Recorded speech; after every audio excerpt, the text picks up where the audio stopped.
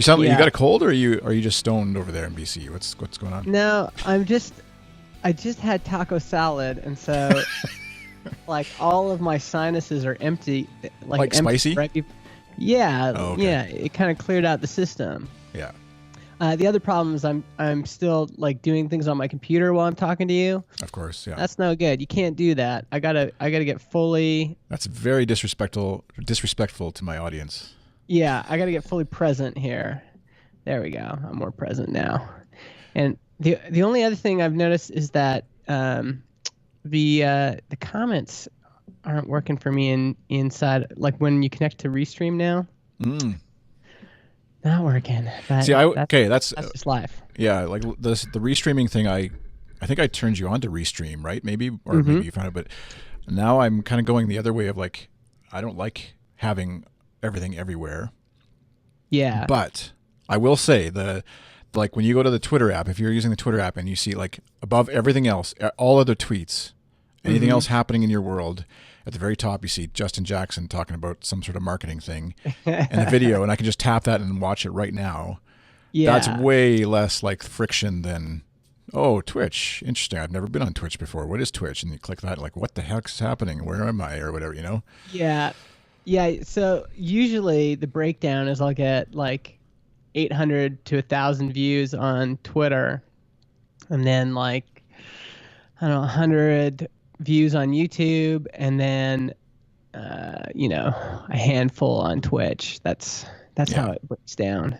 But it's all about, just like anything, podcasting or whatever, it's all about the audience you have, right? So I have the biggest audience on Twitter. That makes sense. So they all get notified, and right now Twitter is promoting live video. So I think we're going to find out in like a month or two, just like with Facebook video, where Twitter will put out some press release about so many people are watching video on Twitter, and then 2 months later, BuzzFeed or whoever replaces BuzzFeed, since everybody got laid off, they're going to be like, actually, Twitter was juicing the numbers just like Facebook was. Yeah. Oh, that's true. I mean, but there does seem to be more engagement on Twitter in general. Actually, I kind of think Twitter is making a comeback in the sense that, I mean, there's still lots that's not good about them for sure. Yeah. But let's see if I can find this. This gal I noticed the other day, she was like, she just deleted Instagram off her phone. She deleted Facebook off her phone. But she was like, I'm going to keep Twitter. Twitter kind of feels different, right? Mm-hmm. Let me see. Deleted both Facebook and Instagram off my phone. Productivity and happiness went up. Twitter doesn't seem to have the same effect on me as those two. And then this one guy responded and said, I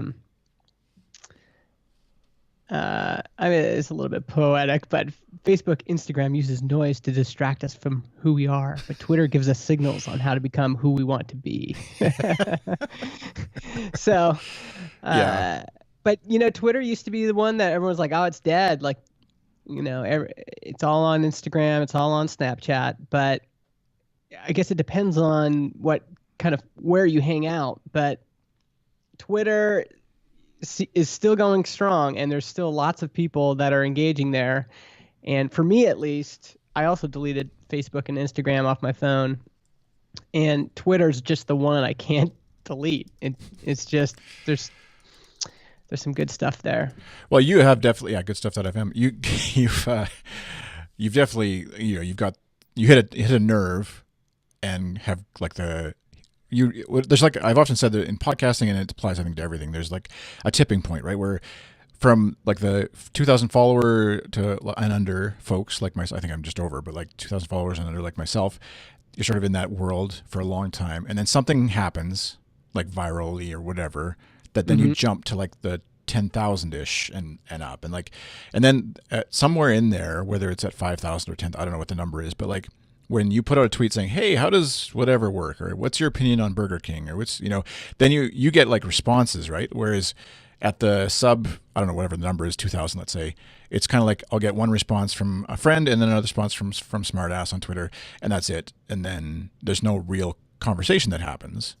And similarly with podcasts, like you have podcasts that have 1,000 downloads, and you put out a thing saying, hey, can you let us know what, whatever, tweet at us on this or give us a call on Yeah. this number, and you get one. And then at some point, like 5,000 downloads plus or whatever, it's like it jumps to like the it's not just a simple percentage number. I feel like it's like there's the hockey stick curve thing of like it grows exponentially in terms of the community and response that you get on different things. And so like for you, I would imagine Facebook is probably some percentage smaller in terms of followers than Twitter. Oh yeah, I don't pay any. Yeah, I never really spent any time there. Right. So yeah, yeah, It's that's chicken true. and egg a bit, but Yeah, a little bit, but it's I just read that book Atomic Habits, Yeah. and the one message I like from the book is just the things that you do every single day, the little improvements you make every single day, the little tweaks you make every single day, over time do create results. So I think that's part of it, that just the practice of focusing on the right things and doing it consistently. But I think the other side of it is what someone said at PodCon, the Night Vale guy. He said, see, now I want to make sure I get it right. See, this is the other thing reason I can't get rid of Twitter is because it's like my brain. I'm like, oh yeah, I got to remember what I tweeted there. He said, you have to succeed in podcasting, you have to be first, the best, or different. What do you think about that? the first, the best, or different. I'll just say hi, Jason, for watching out there. New Castaway Club member. Thanks for popping in. The first, the best, or different. You have to be one of those three? Or all. Multiple yeah. is good too. Yeah, I think because that's maybe what I was reading earlier. Did you post? I know you posted a tweet about that. I remember, and then maybe there's an article somewhere too. But that like the first early adopter thing of like you can just as long as you're there first, like Leo Laporte, even let's say like with Twit, first to podcasting, tech podcasting. He's certainly not the best, but he was the first, and he got the huge wide audience right off the bat that is just not going to move. It's like an ocean liner. Right. Yeah. So it's not going exactly. like he's good, short of a major scandal or screw up, which could happen, I guess. Yeah. But yeah, and then the rest of us now over the last couple of years are kind of just like trying to be. What was the other two? Better, first, better, best, or the first, the best, or different. Right. And we try different things. I know I've tried that, like different angles on a similar, like a different style of tech podcast, maybe, or a different, and it's a lot of work to be different. Is the problem if you're not different by nature? if you're a generic white guy, Leo Laporte has already got our role filled, right? Like he's got that, and a bunch of guys like him. Which is not to complain about being a white guy, obviously in tech, but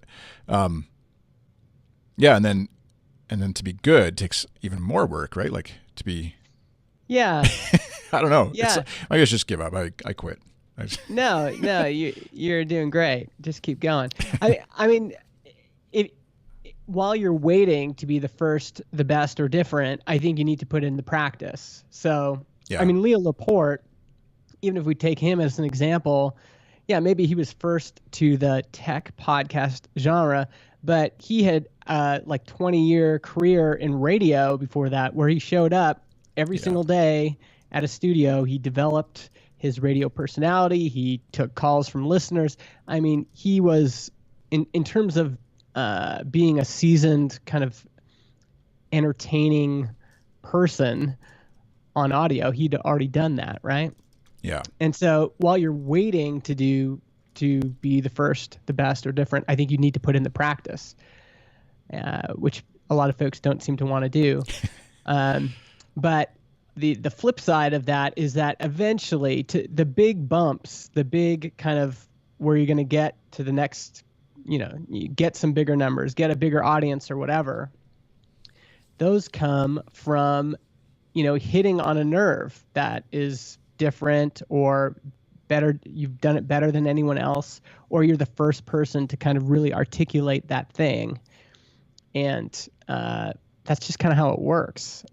Do you follow the Song a Day guy, Jonathan Mann? Yeah, I know who he is. I don't follow him because that's too many songs for me. But but yeah, I mean, I've been following him for a while, and I definitely don't listen to all of his songs every single day. But if you look at him, he's been doing a song a day for 10 years. That's pretty crazy. And some of it, let's look at his latest uploads. Some of these videos have 66 views, 131 views. And so, but he does it every single day. And then, one might make it to 1,000 views. But there's a few that got really big.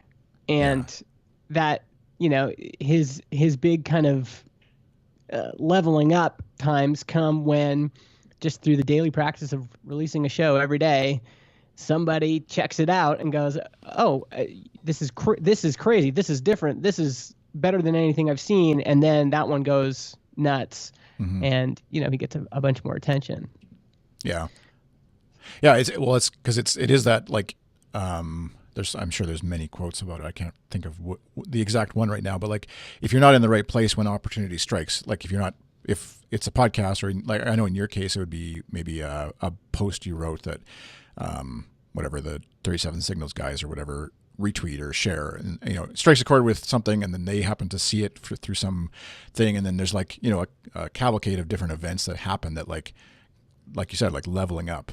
And so if you had given up on writing anything just because you're like, oh, I'm only getting 10 views, or my tweets aren't getting shared, or whatever thing it was that sort of puts you in that the dark place, then you wouldn't be there when that inspiration struck your brain, first of all, to write the thing, but then also the right people and right groups of folks to share that and boost it for you, and all that kind of stuff. And so, which is tough to hear, I know, because like it's easy. I know Kyle and I went through with Good Stuff. Like, you have a podcast, like they were doing the morning show every day for a long time. You're like, and you hear over and over from people, oh, if you don't, consistency, and that's the key to like success. And you're like, but definitely that wasn't any guarantee of success. It's kind of you're there in case success strikes, but it doesn't guarantee you success is going to strike, whatever success means.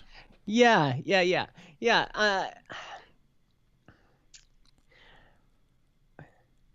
What's the other quote I heard today that just kind of hits on this? It's something like, and part of me gets super cynical about things like statements like this, but something to the effect of figure out what you want and how much it costs, and then pay the price, or something like that. Right. And the advantage in podcasting right now is there's something like 615,000 shows in iTunes, which in some ways seems like a lot. But that's compared to 35 million YouTube channels or something like that. Mm-hmm. There's still a huge opportunity right now in podcasting. You're still early by a factor of a lot, right? Like there's still a big opportunity there. And so certainly if you're going to say, well, I want to be a YouTube star, you could look at what does that cost now starting in 2019. Well, a lot of the big folks started 5-10 years ago. So you're looking at least 5 to 10 years, to ramp up. There's more competition than ever. That's another factor. Yeah. But you look at podcasting and you go, there's a lot of hit shows that, and by hit shows, I mean anything that's, has a reasonable following. There's some shows that are not from big networks, are not from big media companies, that were just solo independent works, creative works that have been launched in the last couple of years. And I would say the cost is lower in audio than in video. Not just like actual cost in terms of microphone and stuff, but in terms of like what's it going to take? The work, the muscle. Yeah. Yeah. Or what's the opportunity? What's it going to cost you in terms of being first, best, or different? And because the more people that are going after the same goal, the harder it is, right? Mm-hmm. So in YouTube land, man, like how are you going to compete with those awful, what are those guys, the Logan and what, like Yeah, how are you going to Logan compete Paul's with and those, yeah, the Pauls, the how are you trick going to shot compete with guys too. they are way different, right? They're kind of operating out of a scared, like they're fearful that if they are not the newest and the best and the different, it's just you're competing against a whole different group there. Yeah. But in podcasting, there's so many things you could do different right now. There's so many ways you could be better than other folks in certain niches, and there's still opportunities to be first.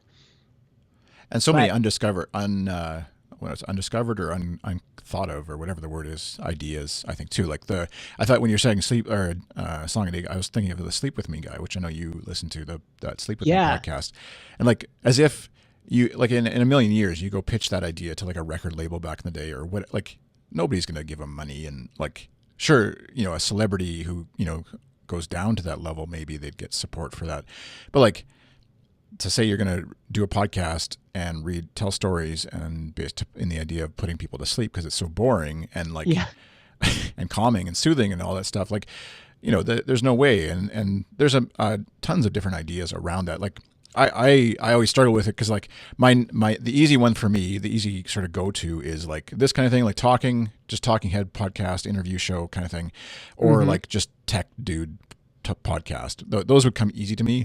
And I'm not, yeah, just like the cost you said, like I'm not willing to put in the time to really, like I had an idea of like doing a pretend audio journal of like Bono. I had a dream one night that Bono was like in my house. Bono from U2 was like staying at my house, right? And I woke up, I was like, that'd be a hilarious podcast if I could script it and be like, a journal of like, oh man, today Bono was he took all the mini wheats, and I was looking forward to mini wheats, and he's like, he got up before me, and he like create a whole story around that idea, right? Or whatever it is, like that's just yeah, one silly idea, but like I'm not willing to even put in the work to script out episode 1, and maybe it would be, or maybe it would. I know it would be funny and fun with the U2 fans out there because I know there's enough of them out there. But like, yeah, who knows if that would be successful or not. But yeah, like I'm not willing to put in the work to even try that often. And so, but that being yeah, said, the cynical side of me is like, I know there are people who are putting the work, doing that, trying to be the best in a different way, but maybe aren't first, maybe they are, but like, and they're still not hitting any sort of nerve or success vein, yeah.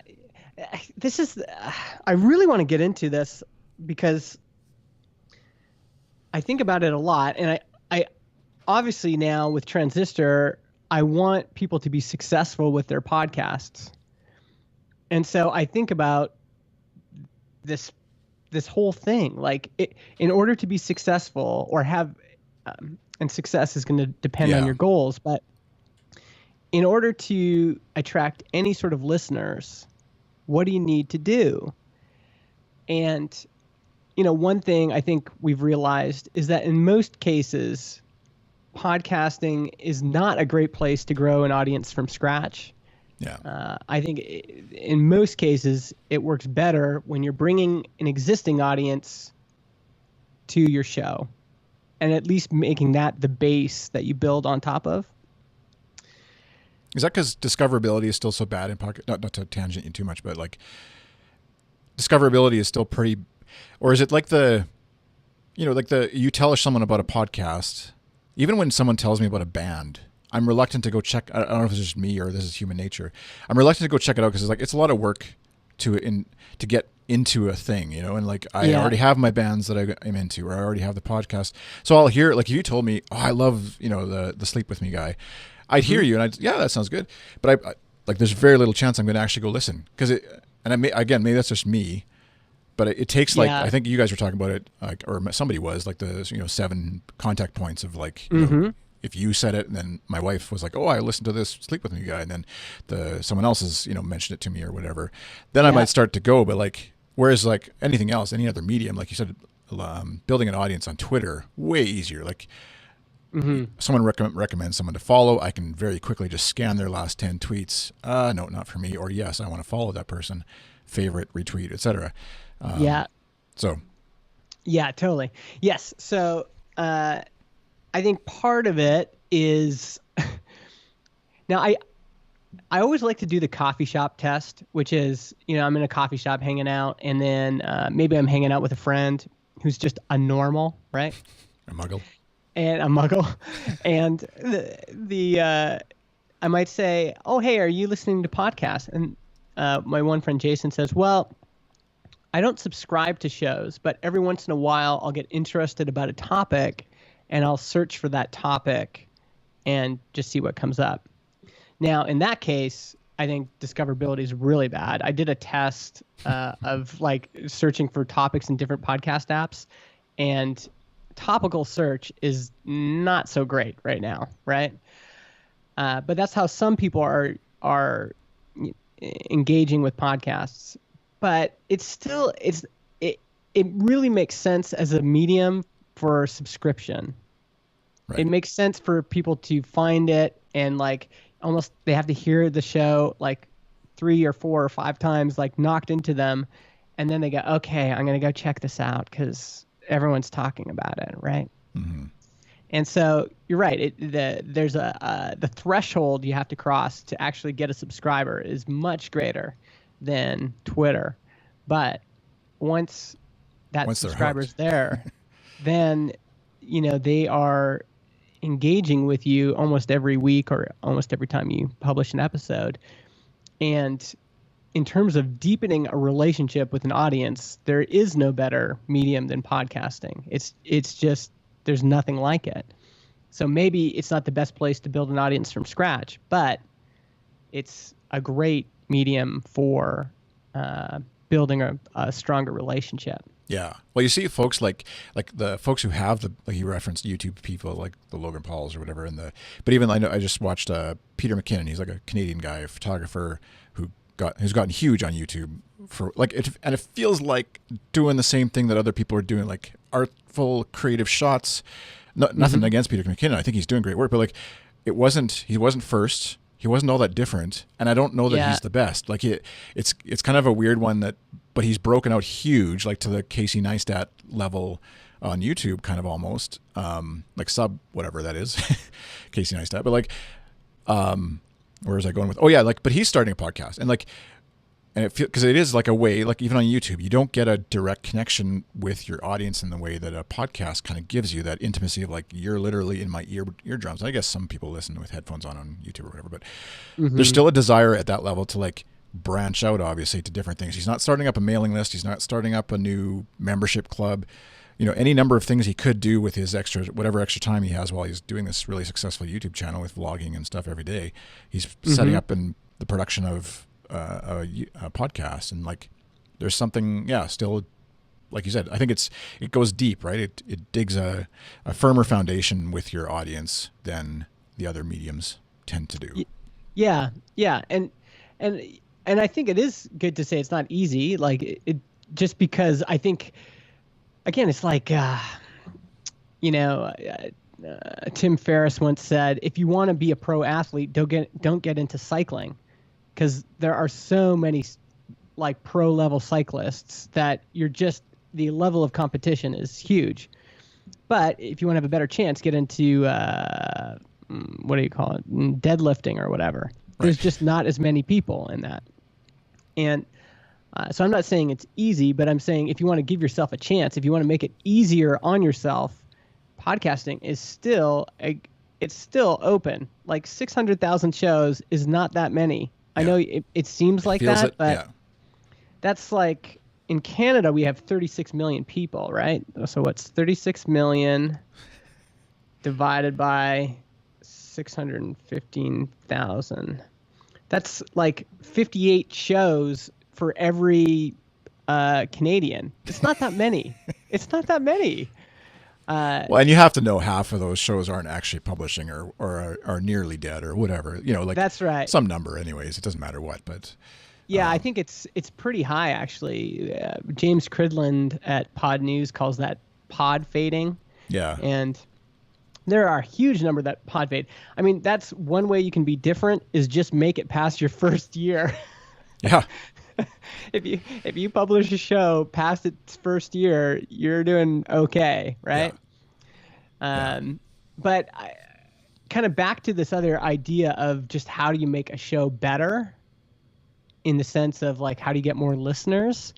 That's still really interesting to me because it just feels like, again, to quote someone else in the podcast industry, Nick, is it Qua? Yeah. Or the hot Qua? pod? Yeah, the hot pod guy. Yeah. He has this saying where he's like, the one thing with podcasting is it feels like everyone's trying to drill oil where the last guy struck it big, right? Yeah. It's like everyone. So people see like cereal comes out and strikes it big, and so everyone goes and drills oil in the same spot. That's a terrible place to drill oil. Actually, I mean, if you can be second or third, it's not bad, right? Yeah. And maybe in cereal's case, they just opened up a whole new genre, which makes sense. You can go drill discovered oil a new there. well. Yeah. Yeah, but there's something to be said about going and finding some uncharted territory, and trying out some new stuff. And so, yeah, I mean, if you're trying to start an Apple tech podcast right now, it's possible. I mean, I'm not saying it's not possible, but there's a lot of folks trying to do that. And the shows that have done well, Daring Fireball, ATP, whatever is going on over at Relay, even Dan Benjamin's stuff, that was taking existing big audiences from blogging or Twitter or whatever and bringing that to the show. So unless you've got a bigger audience, it's going to be tough, right? Yeah. Or unless, I mean, if you have a good network, supercomputer.fm, that show's interesting because Matt Casalini, he did not have a big audience before he started the show, but he was able to connect with a bunch of people that had big audiences. He co-hosts it with Alex Cox, and she's on Dubai Friday. She's on a bunch of big shows. That can work, and that's one way to be different, right? That's one way to be better than the competition. Yeah, you get a Justin Jackson on your podcast, and you're guaranteed to have success. No, there's like no guarantees. And I've clearly seen the kind of the limits of my audience. So every show I do, it gets about 2,000 downloads per episode. I'm pretty consistent. I should double check, but I'm pretty consistent over all my shows.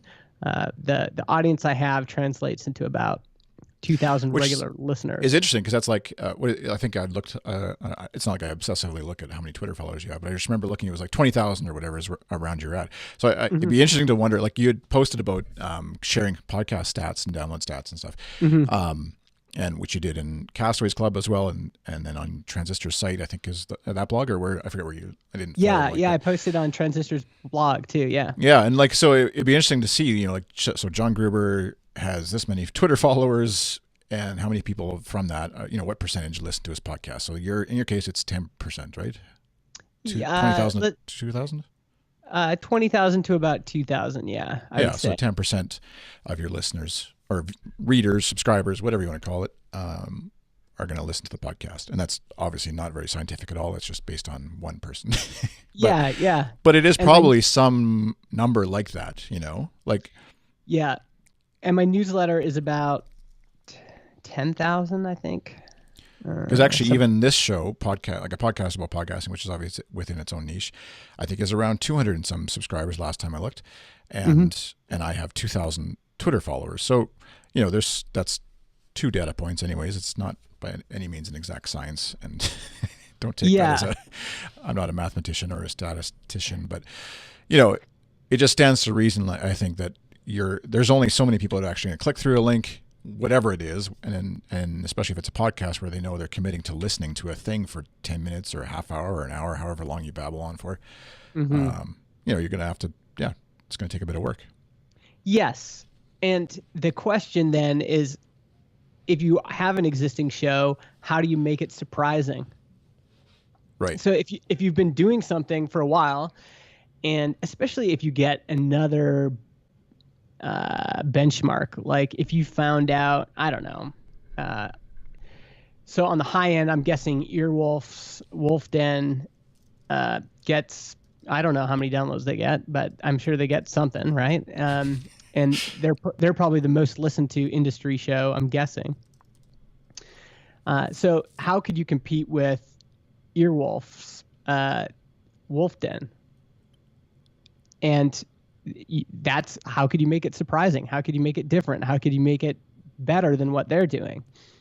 And there's a bunch of one tactic I've used is I'm just going to be really raw and open and transparent. I'm going to reveal numbers that everyone wants to know, but no one shares. That's one way to do it. Mm-hmm. And that will work to a certain point, and then it won't work anymore. But it has to be surprising. Like if there's nothing that would make people talk about it in Slack to their friends or, anywhere really, and even actually looking in Castaways.Club and there's this introductions area, and I'm looking at the shows because you ask people what their favorite shows are. Yeah.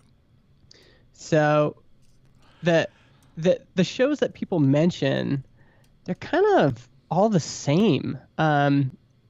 Well, actually, so this first one, he's interested in a lot of niche shows. So Show Me Your Mic, Cortex, Podcasters Roundtable. Industry kind of stuff. Right? Industry kind of stuff, yeah. Yeah, and then he's English, so he's got to... But the next one down, Reply All, Joe Rogan, Back to Work.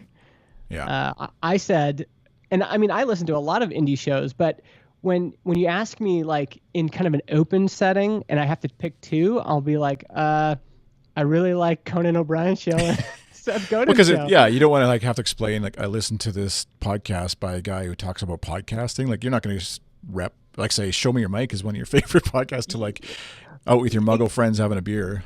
Yes, exactly. But at the same time, it shows you like what does it take for somebody to share a show. And so, if someone's going to share, for example, Heavyweight, which is another great show, you got to think about how people are selling that show to their friends. Like, how are they, oh, you got to listen to the show. Well, what's it about?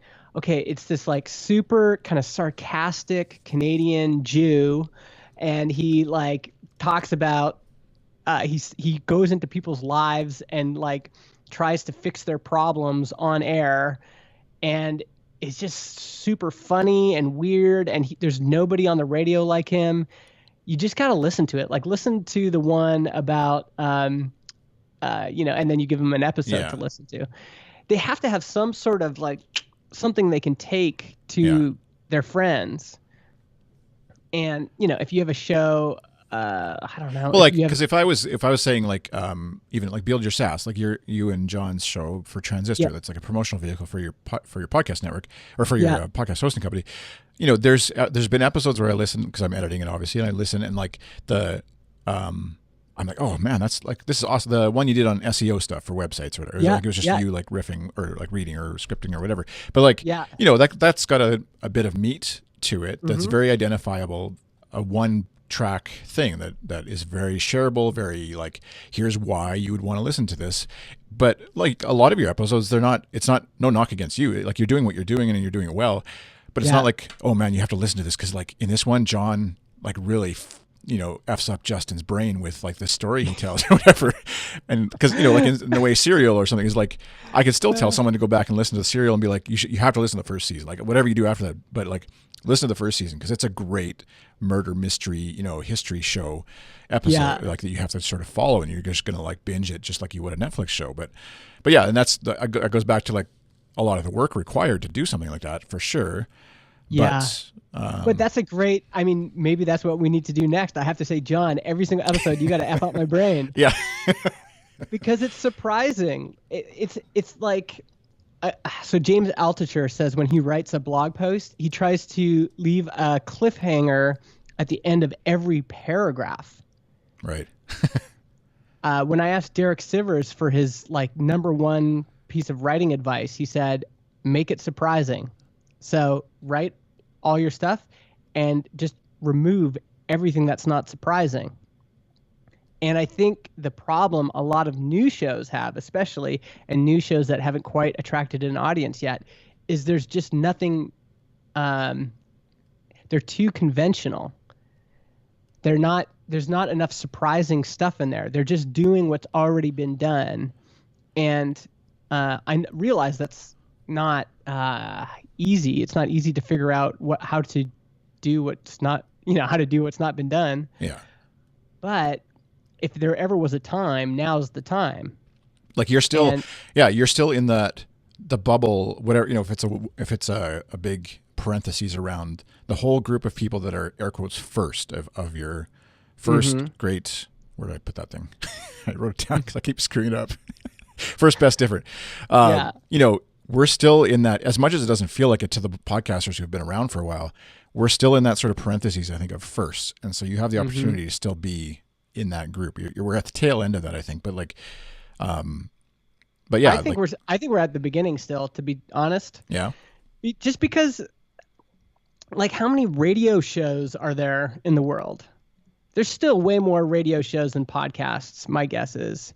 How many YouTube channels are there? There's still way more than, so it just feels like we're still early. It just feels like there's so much opportunity still. Yeah. And that's maybe the veteran or whatever you want to call it, having been around the industry for 10 years or something like that now, you start to feel like, okay, maybe it's just even the feeling of we haven't had a second burp. I'm looking at hot burps. Kyle chatting in the chat room. Hey, Kyle. There hasn't been a bubble that's burst on us, like with, the big sort of media savvy, feeding frenzy over sponsorship money and whatever in podcasting. It feels like there's going to be some sort of settling out of that a bit. And we've seen some of that where, places that set up their own podcasting studios in-house have disbanded them and gone back to outsourcing it. But still, it's still it's still seen as the promised land kind of thing. And so maybe that's what we need. Land. Yes, I know. It has to be because because now I'm in it. Yeah. But I think it still is the promised land because there's still so much that hasn't been done. Of those 615,000 shows, it's I don't know what it is. It's 200,000 are active or something like that, or have published in the last month. I should make sure I get that right. That's from. You just make up stuff. It doesn't matter. It's a podcast. Nobody. Audacity to podcast. Let's see what he said. Pod fade. Let's see if I can find that. I'll find it sometime. But yeah, there's still tons of opportunity. And do you think when you say that tons of opportunity, are you saying that as the marketing guy who thinks there's opportunity to that's a dumb question. Always. No, keep going. Well, are you saying that as a marketing guy who I was just meaning in your whatever your caricature on Twitter, let's say, as I'm a marketing guy for folks and want to help you do better in marketing, let's say. That sort of character, I guess, of your roles. And or is it you're the you think that just for fun and for somebody who's man, I wish I could have a career in podcasting, whatever that means, I think I want to have hope or whatever. Or is it you know what I mean? I mean, I think another helpful thing from James Clear's book, Atomic Habits, is he talks about goals and how they're helpful for setting a direction, but then you kind of have to almost once you have your direction, you just have to focus on the daily practices you're doing every day. And so you might think, I want to make a full-time living from podcasting. That might be the goal.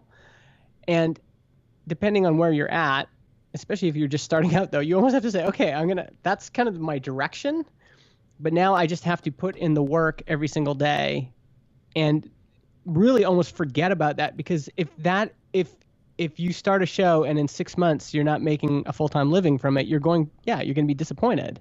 Right. But I'm saying in terms of if we step it down from that, so step it down from I want to have a full-time job or a full-time career in podcasting. Just step it down a bit and go, okay, well, guess what? It's 2019 and you can start a radio station by buying a $60 USB microphone and hooking up to your computer. When I was a kid listening to CBC radio, that was my absolute dream. Yeah. And then when I went to the library and figured out what does it take to start a radio station, it was like, well, you basically need millions of dollars. Yeah. But now, so if you step it down and say, oh, wow, for the first time ever, that obstacle has been removed. And so why don't you just start with figuring out, what do I have to say? Who wants to hear it? And see if you can attract some of those people to actually listen to you. So, dial it down. What could I do today that would get me 5 listeners?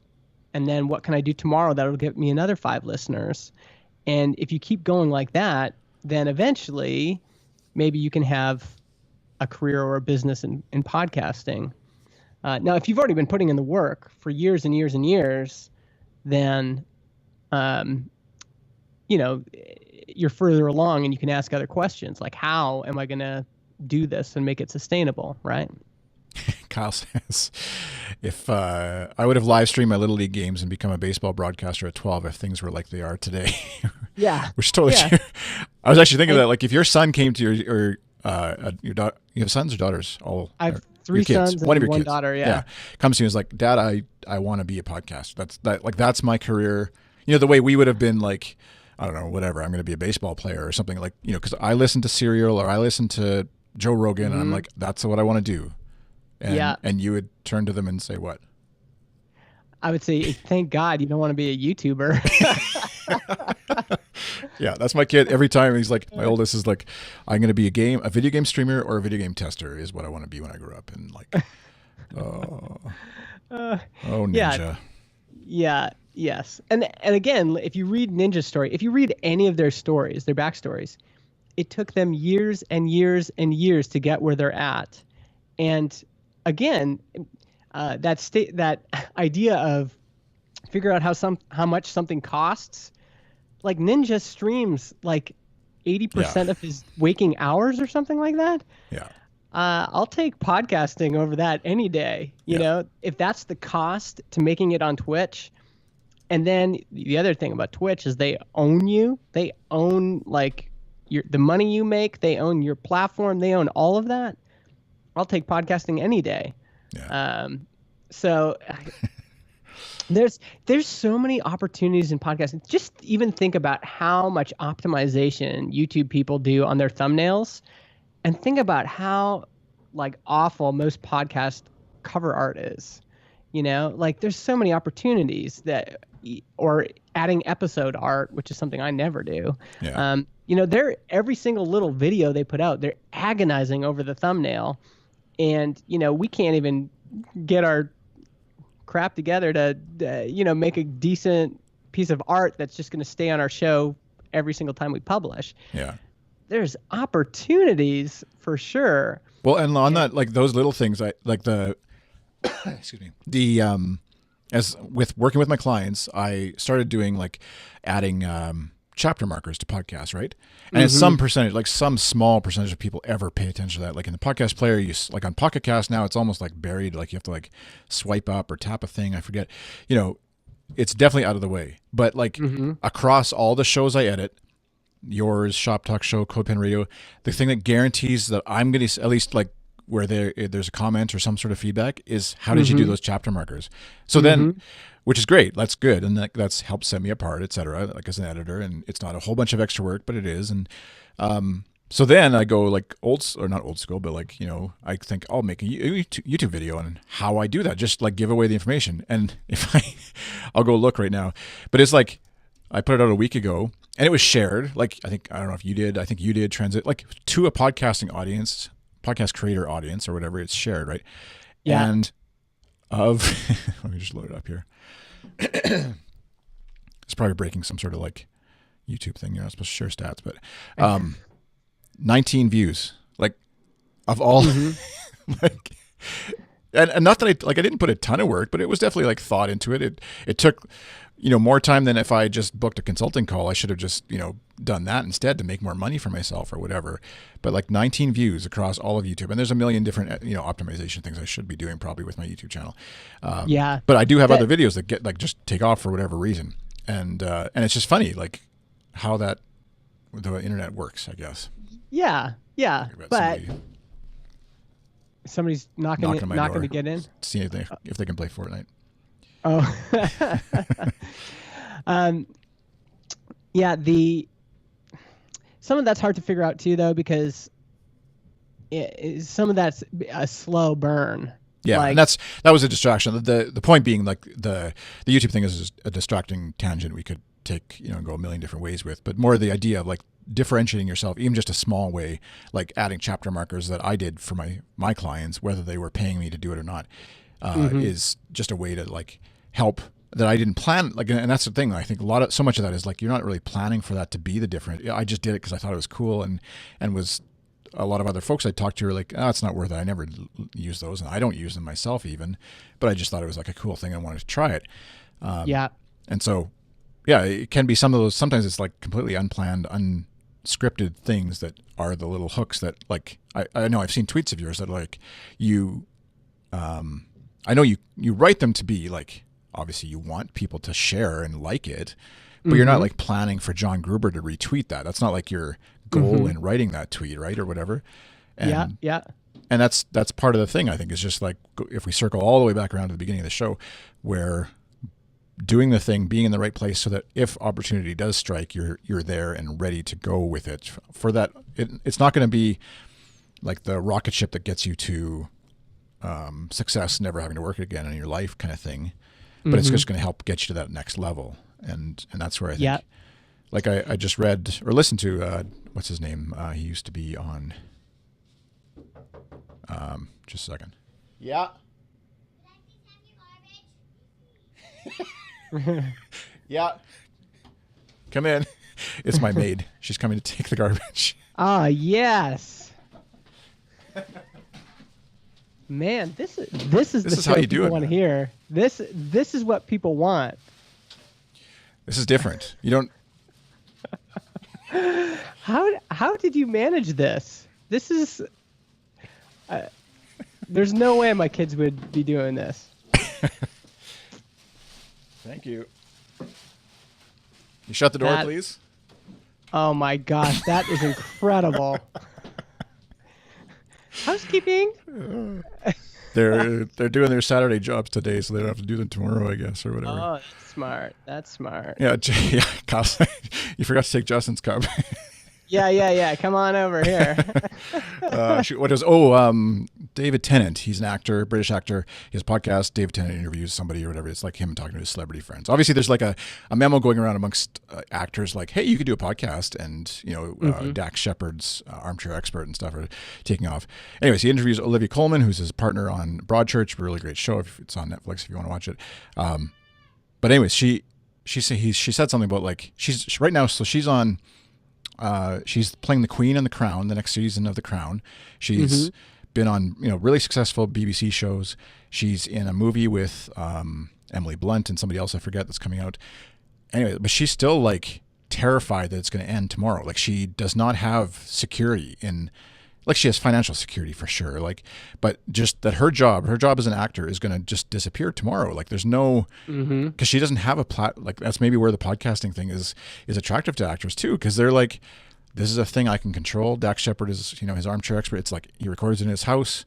He controls it from start to finish. He controls if he gets paid for it. It doesn't go away unless he decides to stop doing it.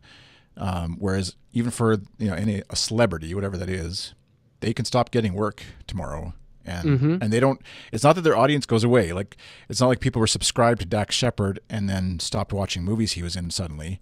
Just somebody else, producer, whatever, decided maybe we won't have him on shows anymore. Similar like Mark Maron too, like his podcast. Like there is something about this medium that, like you said, that back in the beginning is exciting and there's possibilities for, I think. And yeah. Yeah, and again, I, in some ways I don't have a good answer for it, but I just keep bringing it up, and maybe people just think this is super boring, but I, to me, it all comes back down to if you're going to have a show, how is it going to be better than what's already out there? And I'm guilty of this too. It's like putting out a show in of itself is a lot of work. Just getting John, my business partner, and I on the same day, like figuring out how to record. Stupid how hard that is some days, eh? It's so hard. And then like often it's like that day, it's like, what are we going to talk about? Yeah. And then so you're coming up with a topic that day. I realize all of this is difficult, but again, what's the cost? You got to count the cost before you decide you're going to do something. Otherwise, why even do it? Like if you know that if you know you're going to pay into a mortgage for 10 years but then lose the house, why would you even start in the first place? Like don't do that. Don't start off and kind of be engaging in a practice that's not going to get you what you want. Mm-hmm. And so if what you want is 500 monthly listeners, you got to think about so who are these people? Where can I find them? What do they listen to already? What do they like? What are they already listening to that I'm going to have to steal their attention from? Mm-hmm. And sorry, not just podcasts, but Netflix, anything else that they're Fortnite, anything, right? Yeah. Like Netflix says their biggest competition isn't, iTunes. It's Fortnite. That's what they're scared of. That's what keeps them up at night. Mm-hmm. And so what Netflix is like, we've got to be better than Fortnite, right? It's not enough for them to be better than iTunes and Hulu. They've got to be better than Fortnite. Okay, well, what are we going to do to be better than Fortnite? Yeah. We've got to ask those same questions. And so if you have a show that's about, I don't know, if you have a show that's about Nintendo, how are you going to be better than everything else? Now, I can give you an example. There's a podcast on Transistor called Super Smash Bros. Something or other. And they've gotten a lot of traction. And I think it's just because of the keywords. People are really excited about Super Smash Bros. And so for whatever reason, there's some people going, I want to listen to a show about Super Smash Bros. And so they're typing that in. Right. Well, that's one way they could be different, right? And the other way you could be different or better is to listen to Nintendo Power. They have a show, right? Yeah. Yeah. Like a monthly. Yeah. I've never listened to it, but just go, okay, what bugs you about this show? Like what is it about this show that you would change or that you would make better or that you could be different? And, honestly, like a lot of shows are just too slick. They're not raw enough. They're not, getting into the stuff you want to hear. And so that's the stuff you want to focus on if you're going to start a Nintendo show. You want to have something that's better, different, unique, interesting, surprising about what you're putting out. And we little folks have one advantage, which is when you're starting out, you don't have a time to lose. And so you can be more raw, more transparent. You can talk about, real stuff with a real voice, unlike a lot of these other folks who are established. Right. And so you want to leverage every strength you have, right? Yeah. Kyle, just throw this in and then we'll wrap it up shortly here. But Kyle asked, when Justin talked about keeping an eye on your competition on Build Your SaaS, there's a comparison to draw with podcasts. Likely folks are going to listen to a lot of shows with the same premise. How much does content not matter and the personality/voice matter? Right? Do you understand what he's saying? So yeah. Yeah. Yeah. I mean, it's in any kind of competitive field, I think you want to bring any advantage you have, bring it to the table. Like, it would have been stupid for Conan to start a show under a pseudonym, right? Like, McFarley's podcast, like that. Why lose the advantage he has? He has got a great brand, Conan O'Brien. That's interesting already. And then he could have just interviewed, people on the street, which might have been funny, but he said, well, if people are looking through a list of episodes, what would make them listen to my show? Oh, if I interview Dana Carvey, that might help, right? Yeah. So you definitely want to bring every single advantage you have to the table. And if your advantage is you are entertaining, you've got a personality that's charismatic or whatever, bring it to the table if you can harness it and practice it in a way that makes sense. There's definitely personalities that aren't charismatic, but they're really focused, they do a ton of research, they're extremely articulate. Bring that to the table. Whatever you have that is new and unique and surprising, you've got to bring that to the table. And my concern is that I think people could be, they're thinking too inside the box still. And, right. There's things outside of the box that could be interesting. Like I asked John Buda, my business partner, I said, is there a way we could put a golden ticket in the 1,000th download of every episode? Right? So every time it's the 1,000th download, it says, hey, congratulations, you won the golden ticket. I've been saying that to you for years, or not years, but like gamification of the podcast hosting side of things, just to encourage, so let's end off with this discussion because it segues nicely into Castaways.Club. But like so many of us are sitting alone in our basement or wherever doing their podcast, putting it out to the world. You get 100 people listening, and then you get 200 people listening, and then you get 250, and then you get 251, and 252, and it's just like a slow slog. And so any amount of hey, good job is just from some sort of external source is going to do wonders for. Even on Twitch streaming, for those who don't know, the back end of it, you get little, there's sort of a pathway to affiliate and partner or whatever. And they clearly lay it out for, it's not opaque or hidden like YouTube is. It's just here's the steps. So once you have this amount of people listening every week, once you have this many subscribers, this many concurrent viewers, this many weekly broadcasts, or what, I forget all the things are. But that's the things you need to do. And so then it's just okay, well I can, as a person myself, I can follow that pathway. There's instructions of which to do next, and obviously with podcasting, there is to a point a list of things you need to do, but then once the show is out there, you got nothing. And so even so in Castaways.Club, we're using Discourse forum software, which comes pre-built. I didn't have to do a thing with all these badges and gamification for not jokey dumb things, but also not super serious I don't know. You wrote, you used 10 really big words or whatever, but stuff that actually helps the community grow, but also gives a little hey, thumbs up, thanks for doing that kind of thing. Yeah. Where you're for the first time you embed a YouTube video, or the first time you share a link to someone else's discussion, and there's literally no benefit. I'm sure there's ways to return that an investment, or pay out somehow, or I don't know, some sort of even monetary gamification of it, but there's no benefit to the individual for getting them. And it's not very well publicized that you got them, other than you get notified. And that's where I think, so going back to podcast hosting, something just hey, you got 1,000 people now downloaded or subscribing, we think. Yeah. Here's a little sticker, share that or whatever, something like that. Yeah, you're totally right. And again, I keep mentioning this book. You guys got to read it. It's really good. One thing James says in Atomic Habits is we tend to do things that feel good.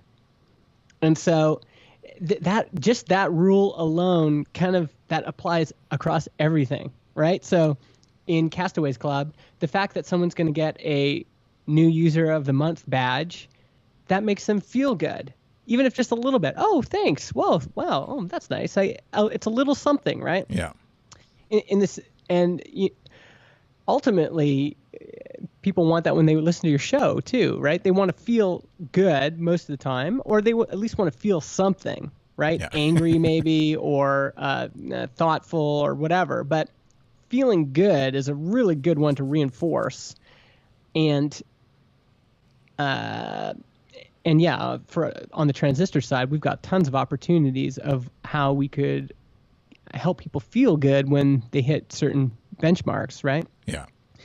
And I think a lot of this kind of comes back to it's so hard, but we got to step outside of ourselves and just be, instead of just focusing on us and going, well, I want more listeners and I'm not getting enough listeners. I'm not getting enough engagement. I'm not the I feel that way too, but when I push myself to think outwardly, like, okay, well, how can I make the listeners feel really good? How could I surprise them? How can I make them think about something in a way they've never thought about it before? That's the challenge, right? And it's not enough to just like plug in your microphone and hit record and go, okay, well, this is weekly episode 295 and I'm just doing this as a routine, If that's the way you treat it, you're not going to get anything back. But if you're thinking about, okay, like how can we really push, outside of the limits here? How can we make this something that's interesting enough that even if only 5 people were listening, they would check it out, or they would feel something, they would do something about it, they would something, right? Yeah. So I think that's the key. There's really, yeah. Yeah, And there's no magic formula. I was gonna say no amount of like all sorts of things that you can get distracted with. Like even using Twitch to live stream, or like even just live streaming in general, or using video, like all sorts of things you can get distracted with that take up time and effort and energy that may help a little bit, but like aren't the key thing, especially if it's podcasting that you're trying to do. And so, I know that's a message for myself as much as anyone else, is just like getting distracted with so much stuff, the mic you use, the headphones you have on, and the idea that if I only added the support for Twitch bits or something, that would like be the way that our podcast would succeed or something on Twitch or whatever. And like, just pulling it all back to like, we could go on in a bunch of different tangents, but probably best to wrap it up because it's been going for about an hour, and it was supposed to be a discussion about Castaways.Club, and that was what I pitched you with. Well, I want to end it just saying I think that's why Castaways.Club is important. Is that first of all, you have to pay something to get in, and I think that piece really leads to an environment of trust. So podcasters need a safe place where they can talk openly about, here's my stats, here's an episode, can you give me some critical feedback? Like, it's not, when you ask for feedback on Twitter, people are going to be nice, but, or the extremes, right? You get like, that's stupid, I would never subscribe, or you're amazing because you're Jesse Jackson. It's amazing how having a paywall really filters out the trolls. And so to have forums and then the Discord chat where people can, in a safe space, say, okay, well, here's where my show's at, here's where I want to get to, and then, have an open conversation about it where you're not going to get, hounded by a bunch of trolls. That is so valuable. Mm-hmm. So I'm excited for it because I think we've needed something like this. And I've tried, Hot Pod had some forums for a while and they kind of dwindled. But if you have really good kind of community moderation, a private community like that can be invaluable for the people that are doing it. Yeah, and so safe place. Yeah, I think that hits on one aspect of it. I think for me the reasons why are I'm hopeful that it's different. I guess if we're going back to that idea of like first, best, or different. Obviously, it's not the first. It's probably not the best yet. And the best. It's the best one based in Saskatoon, Canada. But it is that idea. Like I mean, my business is editing podcasts. So I guess tangentially there's like I would hope to maybe someday get a client out of or something, I guess. But I'm not selling courses to it. I'm not through it. I'm not trying to sign people up for a marketing list. I hope you can do the math and figure out I'm not getting rich from like it would be a lot easier to do consulting calls with podcasters than to run like I was telling my wife this morning, like 10 people have signed up, or 9 people I think it was this morning. Like, so it's like $55, but like, I charge $80 an hour for a consulting call. So like, great. Yeah. I've just earned an hour of work from these people. So like once a month, I'm going to set aside an hour to devote into the community, which I've already spent 8 to 10 hours this week on it. Like, I'm way over budget, and I don't do that begrudgingly. Like it's exciting and fun to do, but it's not like a get rich quick scheme either. And so I feel like there's an angle on it, and I hope that people can grasp it, I guess, or feel it. And I need to do better with the marketing copy even on it. But just that it's, like you said, a safe place to come, hang out, get encouraged, get some feedback, find someone else to maybe test an idea with, like just doing a podcast with someone else that you trust and you've built up a little bit of familiarity. Because Twitter is still a pretty big, wide open place, and it's not as easy to meet people for that reason as it used to be. And yeah, so the paywall is just a way of like making it a key to get in, basically.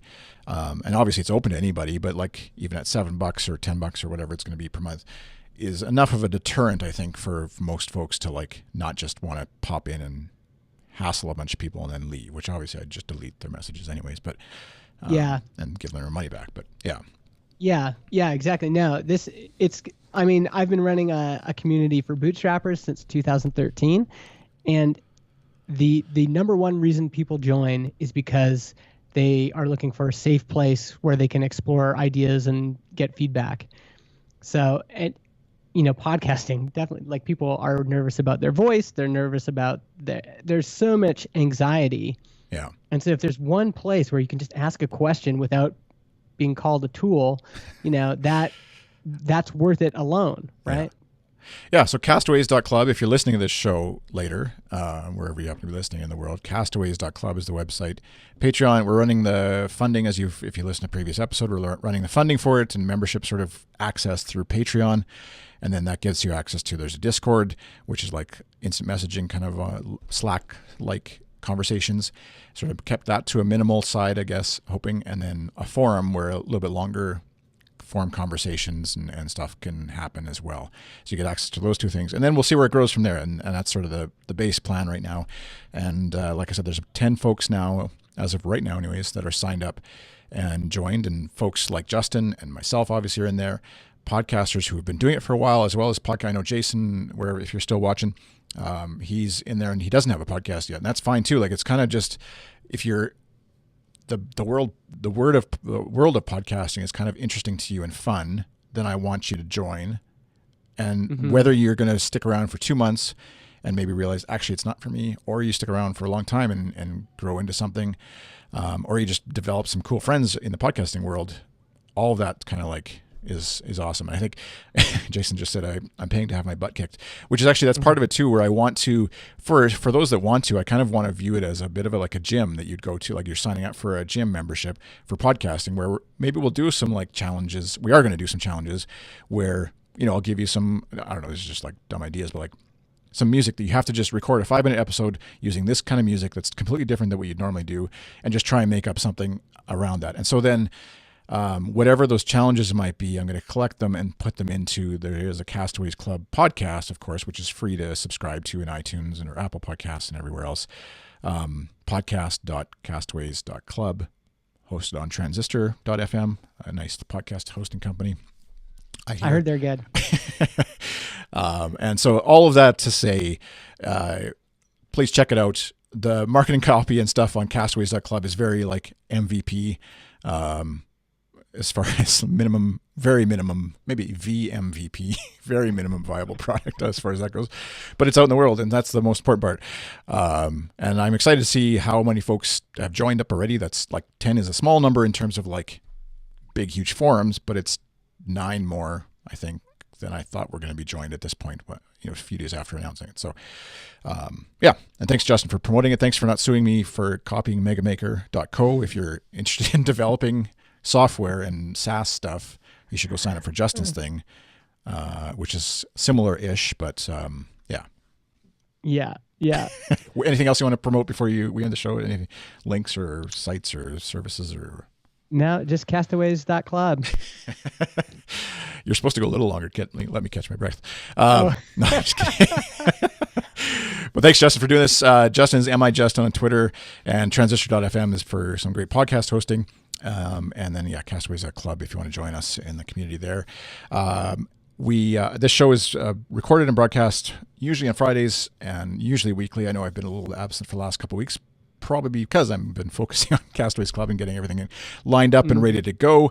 And so that's out in the world. I'm iChris on Twitter. And you can follow the show at twitter.com/showmeyourmic is the Twitter handle. Changed it a little while ago from the mouthful of SMYM_FM, which looks good on paper, but is harder to say. So, and thanks to Gumroad for sponsoring this episode. I think that's it. Thanks for listening. Thanks for watching on Twitch. Bye.